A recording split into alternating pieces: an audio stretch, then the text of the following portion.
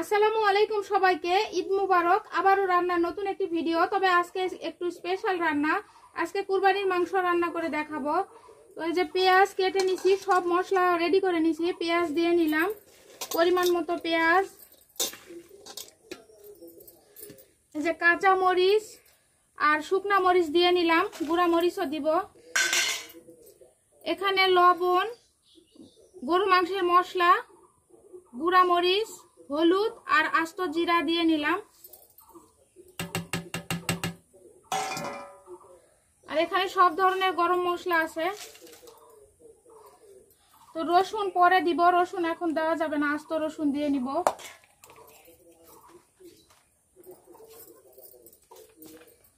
যে পরিমাণ মতো তেল দিয়ে নিলাম।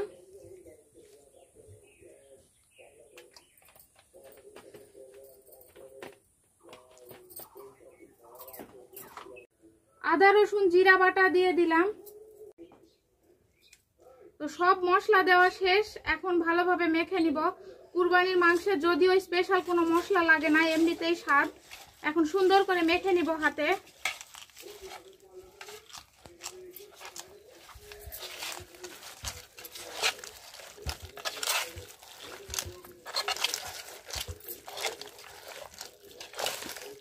মাংস রান্নার সময় 3 ধরনের মরিচ ইউজ করবেন, কাঁচা মরিচ, শুকনা মরিচ আর মরিচের গুঁড়া।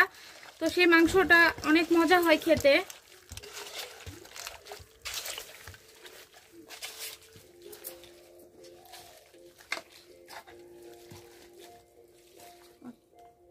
মাংস মাখানো শেষ।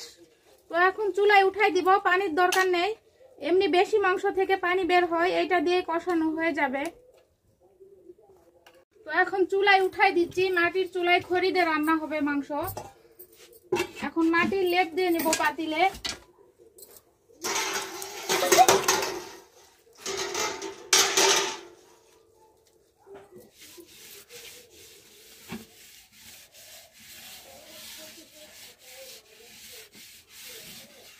তো মাটির লেপ দেওয়া শেষ, এখন খড়ি দিয়ে জাল ধরিয়ে নিব।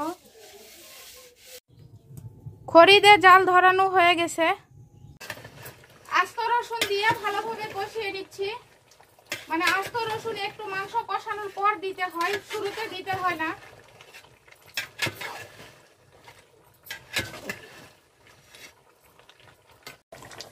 পেঁয়াজ বেরেস্তা দিয়ে দেওয়া হচ্ছে, দাও।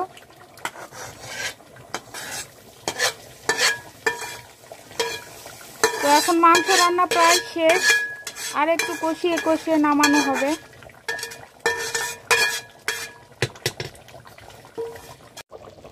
রান্না প্রায় শেষ, এখন উপরে জিরার গুঁড়া দিয়ে দিচ্ছি, ভাজা জিরার গুঁড়া।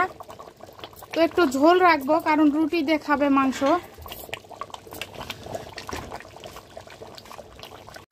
মাংস চুলা থেকে নামানো হলো, যে মাংস রান্নার ফাইনাল লুক।